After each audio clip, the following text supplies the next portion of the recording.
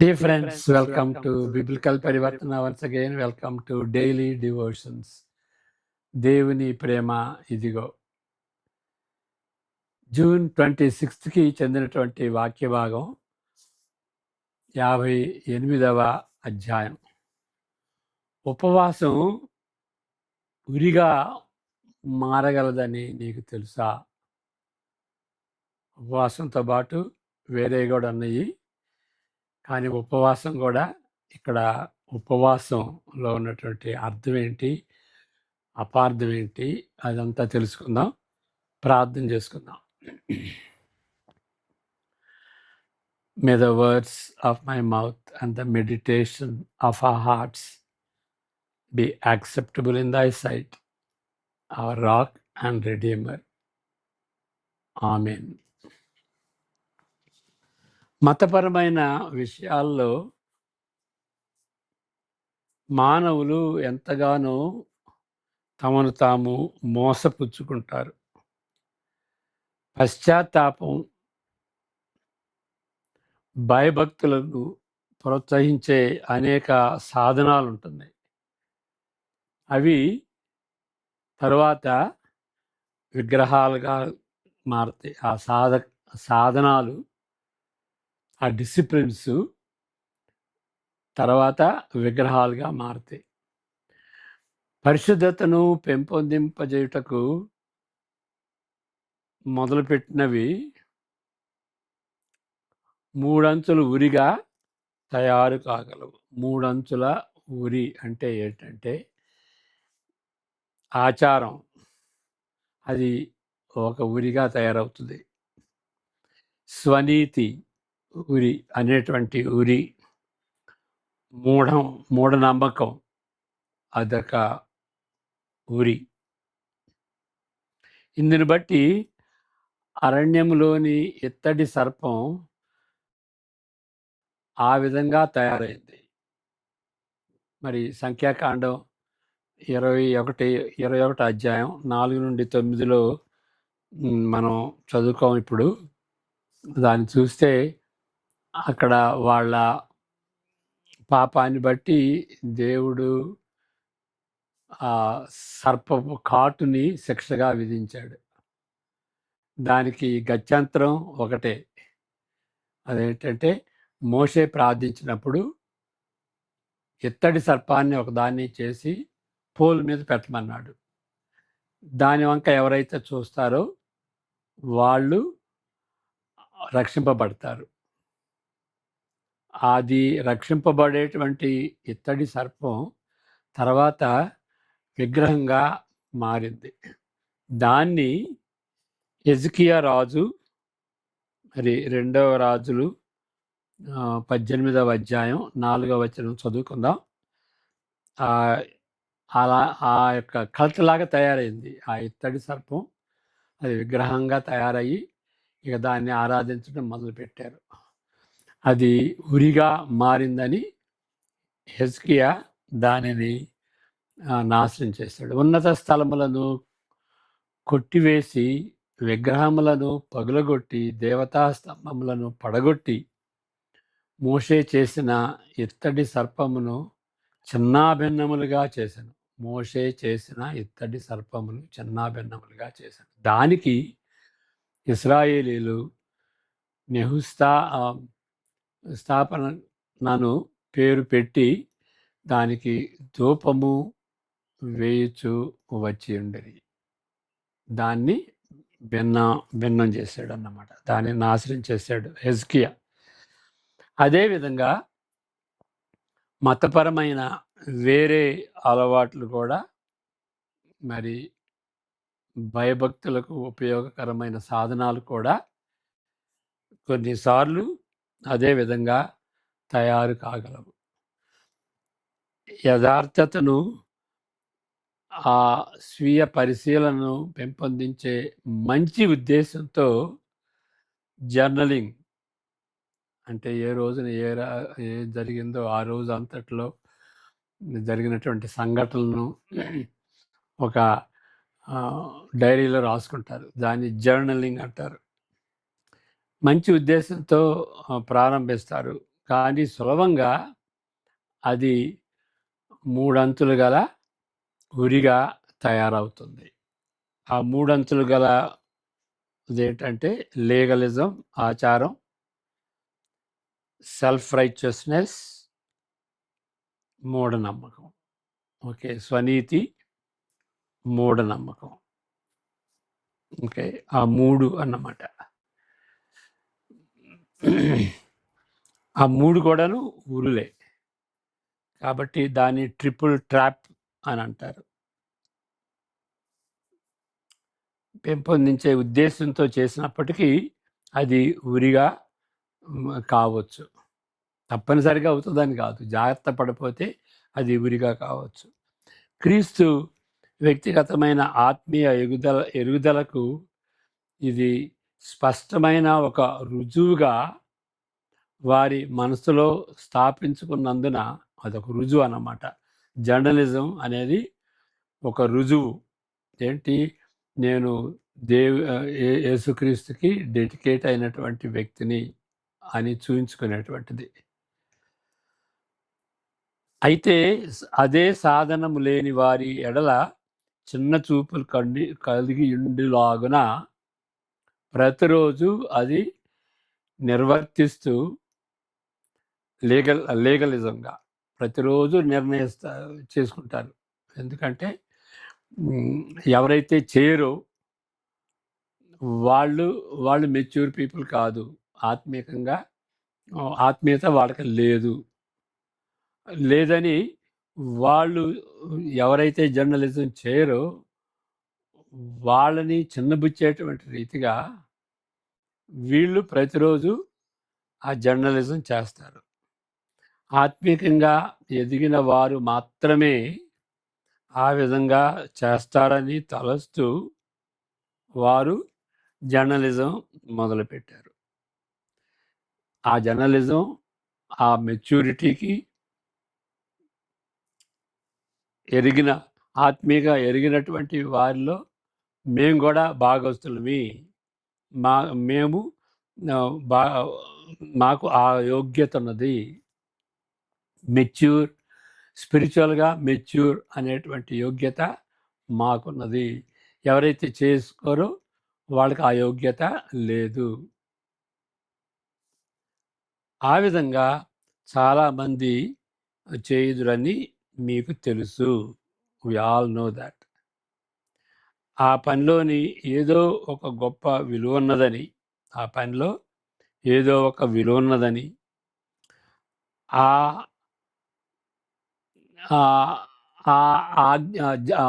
జర్నల్లో journal రాయటంలో ఏదో ఒక గొప్ప విలువ ఉందని, దాని ద్వారా ఆత్మీయ ఎదుగుదల ఉంటుందని, అంటే ఆత్మీయ ఎదుగుదలని ద మీన్స్ ఆఫ్ గ్రేస్ అంటారు థియాలజికల్గా.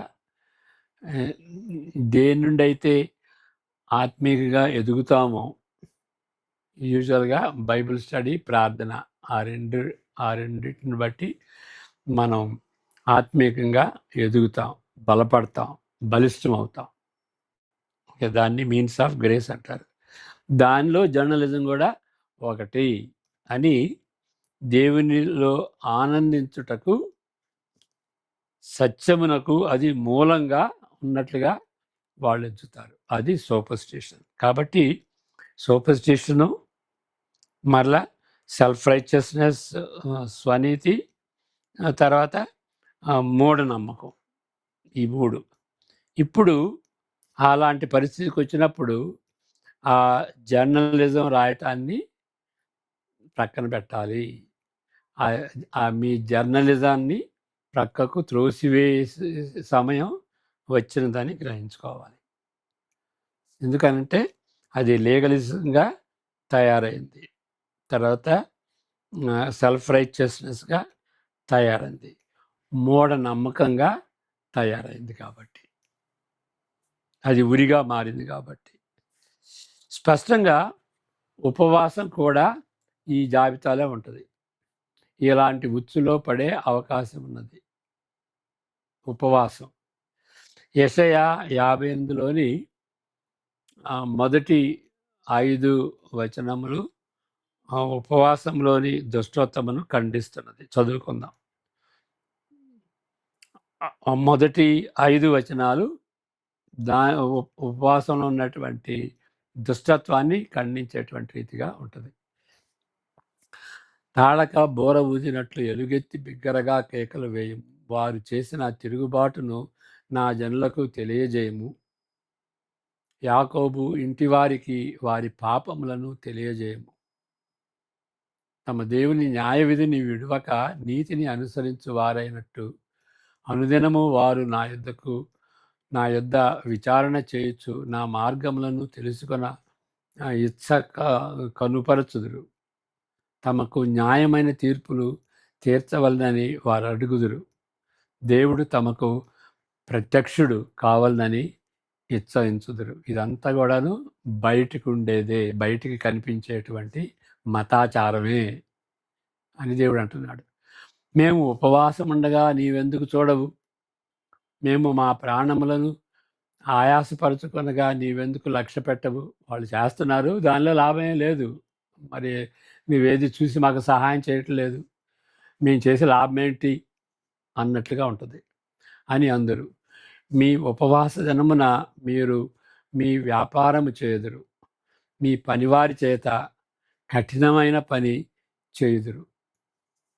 ఓకే, ఆ విధంగా వాళ్ళు దుష్టత్వంతో వాళ్ళు ఉపవాస దినాన్ని ఆచరిస్తున్నారు. మీరు కలహపడుచు వివాదము చేయొచ్చు, అన్యాయముగా గుద్దులాడుచు ఉపవాసముందురు. మీ కంఠధ్వని పరమున వినబడినట్లుగా మీరిప్పుడు ఉపవాసముండరు. కాబట్టి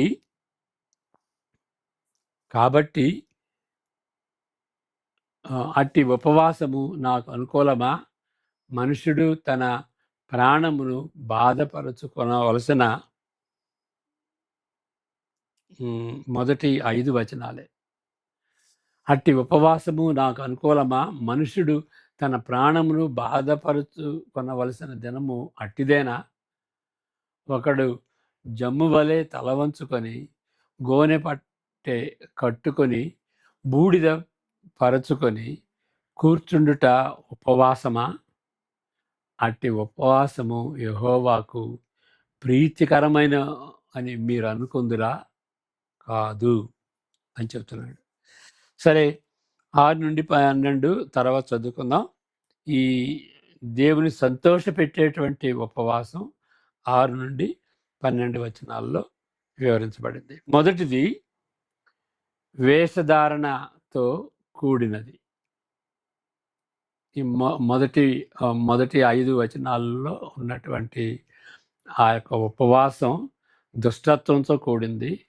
ఆ దుష్టత్వంలో ఒక భాగం ఏంటంటే వేషధారణ. మనుషులు ఉపవాసాలను పాటిస్తారు కానీ కుటుంబ వ్యక్తులతో పోట్లాడుతారు. కాబట్టి దేవుడు అది చూస్తాడు. అరే, మీ కుటుంబాలతో నువ్వు పోట్లాడుకుని తిట్టుకుని కొట్లాడుకుంటున్నారు, అయితే మీరు ఉపవాసం ఉంటున్నారు ఒక ప్రక్క అని దేవుడు చూస్తున్నాడు. మనుషులను ఉపయోగించుకొనుటకు వారి ఉపవాసము ఆపదు. మరి మనుషులను వాడుకోవటం, దాని ఎక్స్‌ప్లాయిటేషన్ అంటారు. మనుషులను వాడుకోవటం మరి అది తప్పు కదా. మరి వాళ్ళు ఉపవాసం చేస్తున్నారు, ఆ ఉపవాసం కూడా దాన్ని ఆపలేదు. భక్తి కలిగిన ఈ ప్రజలు నెమ్మదిగా ఉండరు, వాళ్ళలో నెమ్మది కూడా ఉండదు. వారు ఉపవాసం ఉంటారు కానీ అది పనికి వచ్చట లేదని తలస్తారు, కంప్లైంట్ చేస్తారు. ఏం ఉపవాసం అన్నాం, ఏంటి మా మాట వింటలేదు, మా ఉపవాసం ఏం పనిచేయట్లేదా అన్నట్టుగా చెబుతారు. వాళ్ళు కంప్లైంట్ చేస్తారు. పైకి చూడటానికి మాత్రము దేవుని ఎడల, ఆయన చిత్తము ఎడల ఆకలి దప్పులు కలిగినట్లుగా నటిస్తారు. నిజానికి వారి ఉపవాసమును ఒక మంత్రంగా ఎంచుటకు మొదలు పెడతారు. నేను ఉపవాసం చేస్తున్నాను కాబట్టి నన్ను దేవుడు ఆశీర్వదించాలి. నేను చేస్తున్నాను, ఈ మంత్రం చేస్తున్నాను, ఉపవాసం అనేటువంటి మంత్రాన్ని నేను అవలంబిస్తున్నాను కాబట్టి దేవుడు ఆశీర్వదించడానికి కట్టుబడి ఉన్నాడు అని డిమాండ్ చేసినట్టుగా ఉంటుంది. అలాంటి ఆలోచన తీవ్రమైన రీతిలో విషాదకరమైనటువంటిది. ఆ ఆలోచన విషాదకరమైనటువంటిది. అంతేకాదు అది చెడ్డది కూడా. చాలా చెడ్డది. ఆ విధంగా ఆలోచించటం. నేను చేస్తున్నాను కాబట్టి దేవుడు నన్ను ఆశీర్వదించాలి తప్పకుండా అని డిమాండ్ చేసినట్టుగా ఉంటుంది. ఇక దానికి విరుద్ధంగా ఉండేటువంటి మంచి ఉపవాసం ఏంటి? నిజమైనటువంటి ఉపవాసం ఏంటి? ఉపవాసం అంటే అర్థం ఏంటి? ఏం చేయాలి ఆ ఉపవాసం అంటే దేవుని దృష్టిలో అనేది 6-12 వరకు చదువుకుందాం. 6-12 వరకు.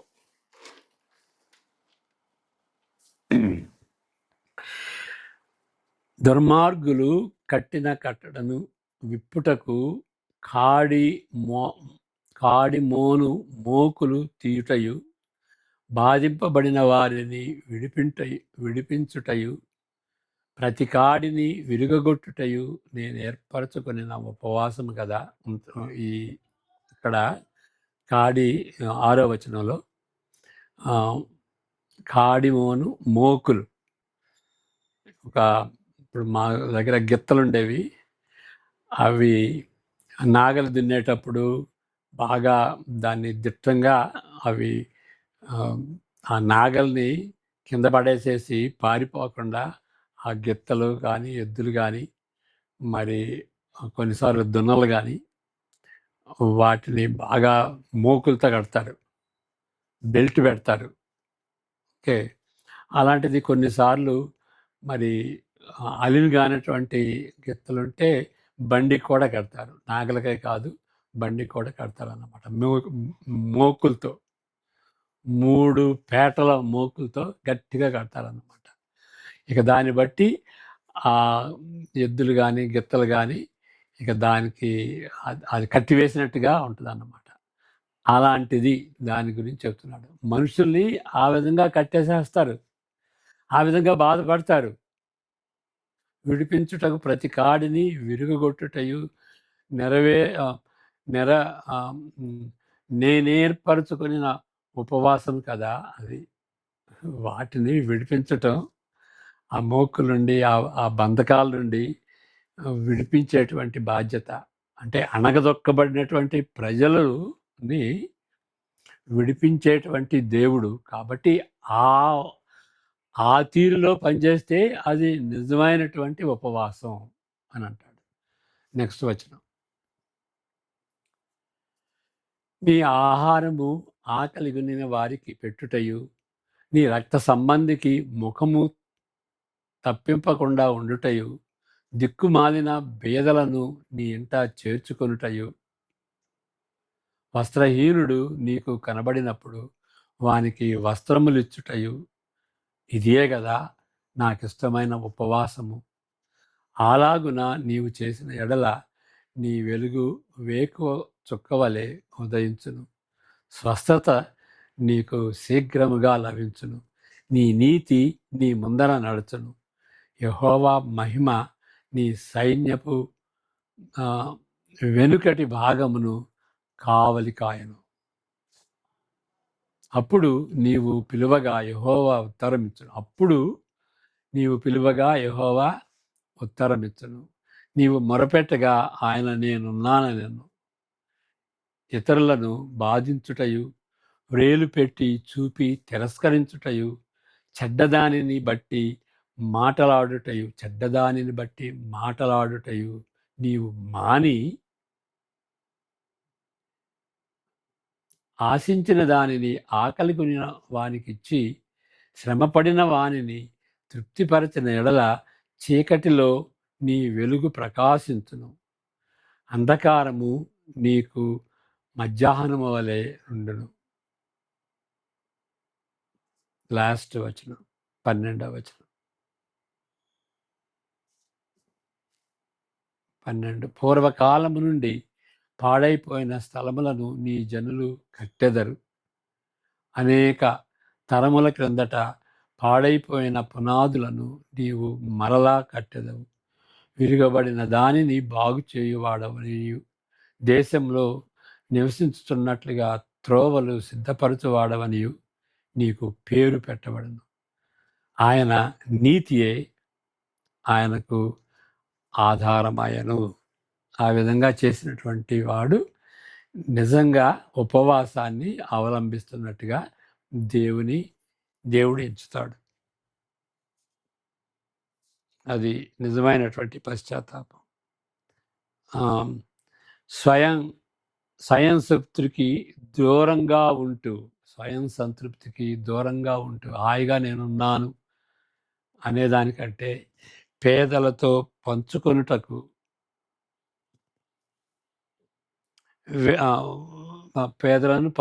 పేదలతో పంచుకొనుటకు, వాళ్ళ భోజనాన్ని, వాళ్ళ వస్త్రాలని పంచుకొనుటకు దాన్ని విడనాడకూడదు. దాన్ని కంటిన్యూ చేయాలి.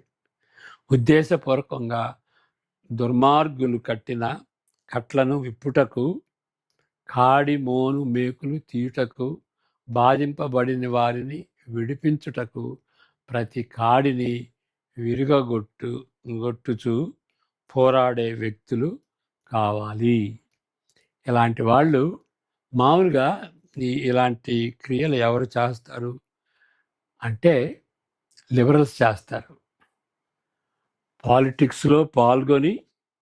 క్రైస్తవులు పాలిటిక్స్లో పాల్గొని పోరాడతారన్నమాట. ఎందుకంటే ఇక్కడ పేదల్ని, బాధపడేటువంటి వాళ్ళని, అణగదొక్కేటువంటి వాళ్ళని, తక్కువ జాతికి సంబంధించినటువంటి వాళ్ళు వాళ్ళు మరి ధనికులై ఉండొచ్చు, కానీ అణగదొక్కినటువంటి ఆ జాబితాలో అణగదొక్కినటువంటి కులాల్లో ఉన్నారు కాబట్టి వాళ్ళని అణగదొక్కుతారన్నమాట. ఒక ప్రక్క పేదలు, ఒక ప్రక్క త్రొక్కబడినటువంటి వాళ్ళు ధనికులు కావచ్చు, పేదవాళ్ళు కావచ్చు. వాళ్ళ మధ్య పనిచేసి ఆ యొక్క అప్రెషన్ నుండి, అణగదొక్కబడినటువంటి పరిస్థితి నుండి విడుదల కలిగించేటువంటి వాళ్ళు కావాలి. అలాంటి వ్యక్తులు కావాలి. మరి ఒక విధంగా క్రిస్టియన్ పాలిటిక్స్ని ఆ విధంగా నేను ప్రశంసిస్తాను. వాళ్ళు క్రైస్తవేతరులైనప్పటికీ వాళ్ళని ఒప్పిస్తూ వాళ్ళ మధ్య పనిచేసి ఓట్లు పట్టుకోవటం అది సామాన్యమైనటువంటి విషయం కాదు. వాళ్ళు చేసేది ఏంటంటే అప్రెస్డ్ పీపుల్ని మరి వాళ్ళకి విడుదల ఇచ్చేటువంటి వాళ్ళు. మరి ఒక విధంగా సోషలిజం, కమ్యూనిజం అది చేస్తుంది, కానీ వాళ్ళు చేసేది ఏంటంటే వాళ్ళే అప్రెస్ చేస్తారు. అప్రెస్డ్ పీపుల్ని వదిలిపెట్టకుండా వాళ్ళే అప్రెస్ చేస్తారు, వాళ్ళే బలవంతం చేస్తారు, వాళ్ళే రూల్స్ పెడతారు. అది కూడా అప్రెషన్ లాగా తయారవుద్ది అన్నమాట. అలాంటిది కాదు. సువార్తలో ఉన్నటువంటి ఒక విషయం ఏంటి అని అంటే పేదలకు సహాయం చేయటం, అణగదొక్కబడినటువంటి వారికి విడుదల ఇవ్వటం. మరి యేసుక్రీస్తు పరిచర్య కూడాను దానికి ఇంట్రడక్షన్ ఇస్తూ లోక 4వ అధ్యాయంలో అదే చెప్తాడు. పేదలకు సువార్త చెప్పటానికి, అణగదొక్కబడినటువంటి వాటిని, చెరసాలలో ఉన్నటువంటి వారికి విడుదల అనుగ్రహించడానికి దేవుడు నన్ను అభిషేకించాడు అని యేసుక్రీస్తు యెషయా 61లో ఉన్నటువంటి మాటలు చెబుతాడన్నమాట. అలాంటిది ఇది. యేసుక్రీస్తు అట్లా చేశాడు, మనం అట్లా చేయాలి. అది నిజమైనటువంటి ఉపవాసం. ప్రమాణపూర్వకంగా మానాలి. దేన్ని మానాలి? చెడ్డ దానిని బట్టి మాటలాడుట మానాలి. ఏదో జస్ట్ టూకీగా ఆ రోజు నిర్ణయించుకుని ఆ రోజుకు మాత్రం చెడ్డ మాటలు పలకటం కాదు, ప్రమాణం చేసుకోవాలి. ఇక నేను చెడ్డ మాటల్లో పలకను, చెడ్డ మాటల్లో చెడ్డదాన్ని బట్టి నేను ఇక రోజంతా దాని గురించే చెప్పను అని మనం ప్రమాణం చేసుకుని, మనస్పూర్వకంగా ప్రమాణం చేసుకుని దాన్ని మానాలి. ఈ ఉపవాసము దేవుని ఆశీర్వాదములను అన్నిటినీ తేగలదు. ఆ విధంగా ఉంటే, ఈ విధంగా చేస్తే దేవుని ఆశీర్వాదాలు దేవుడు అనుగ్రహిస్తాడు. దానిలో భౌతిక ఆశీర్వాదాలు ఉండొచ్చు, మరి ఈ ఆత్మీయ ఆశీర్వాదాలు ఉండొచ్చు. దేవుడు ఆ విధంగా ఆశీర్వదిస్తాడు. నెమ్మది, శాంతి, సంతోషం, ఆనందం, వాళ్ళకి హెల్ప్ చేసేటటువంటి ఆ యొక్క సంతోషం, అది కూడా దేవుని యొక్క ఆశీర్వాదమే. అలాంటి ఆశీర్వాదాలు మనకి కలుగుతాయి అన్నమాట. కాబట్టి నిజమైనటువంటి ఉపవాసం ఇది, చెడ్డ ఉపవాసం ఇది. ఉపవాసమే కాదు, అలాంటి ఉచ్చులు కలిగినటువంటిది జర్నలిజం లాంటిది, లేకపోతే మరి ఇక దానికి సంబంధించినటువంటి డిసిప్లిన్స్, ఏ విధంగా మరి ఇత్తడి సర్పం తయారవుతుందో, ఈ మంచి విషయాలు కూడాను మనకి, ఎందుకంటే వాటి మీద ఆధారపడతాం. లీగలిజం, తర్వాత సెల్ఫ్ రైచియస్నెస్, తర్వాత మూఢనమ్మకం, సూపర్స్టిషన్ అంటారు. మూఢనమ్మకాన్ని సూపర్స్టిషన్, సెల్ఫ్ రైచియస్నెస్, లీగలిజం, ఈ మూడింటిని కూడాను ఇంగ్లీష్లో ఏమంటారంటే ట్రిపుల్ ట్రాప్ అంటారు. ట్రిపుల్ ట్రాప్ అంటే ఉచ్చు. ఆ ఉచ్చులో మనం పడకూడదు. అవి మనకు ఉపయోగకరంగా ఉండొచ్చు, అవి చేయనటువంటి వాళ్ళని తక్కువ చూపించకూడదు అనమాట. ఇవన్నీ కూడాను తప్పనిసరిగా నువ్వు చేస్తేనే నువ్వు ఆత్మీయంగా ఎదుగుతావని బైబిల్లో ఎక్కడా లేదు. బైబిల్లో లేనటువంటి ఆచారాలని ఒక నియమాలుగా పెట్టుకుని, ఒక ట్రెడిషన్గా పెట్టుకుని, ఇది తప్పనిసరిగా చెయ్యాలి అని, ఓకే, నువ్వు తప్పనిసరిగా చేయకపోతే అది పర్లేదు, దేవుడు నీకు ఆ కృప ఇచ్చాడు, ఆ దర్శనం ఇచ్చాడు. కానీ ఇతరులకు కూడా అది రుద్దాలి అని అంటే, దేవుడు చెప్పని దాన్ని చేయాలి అని అంటే అది ఉచ్చుగా తయారవుతుంది. In your own mind, you established it as a means of grace, as a means by which you become strong spiritually, which is wrong అన్నమాట. కాబట్టి ఉపవాసమే కాదు, దేనైనా సరే, ఏ స్పిరిచువల్ యాక్టివిటీ అయినా కానీ అది విగ్రహంగా మారకూడదు. అది మూఢనమ్మకంగా కానీ, స్వనీతిగా కానీ, లేకపోతే మతాచారంగా కానీ అయ్యేటువంటి అవకాశం ఉంటుంది. May God help us not to fall in to that trap. ప్రార్థన చేసుకుందాం. యెహోవా నిన్ను ఆశీర్వదించి కాపాడును గాక. ఆయన తన సన్నిధి కాంతిని నీపై ప్రకాశింపచేసి నిన్ను కరుణించును గాక. ఆయన తన సన్నిధి కాంతిని నీపై ఉదయింపజేసి నీకు సమాధానము, నీకు నీ ఇంటి వారికి ఇప్పుడు ఎల్లప్పుడూ సమాధానము కలుగజేయును గాక. ఆమెన్. God bless you.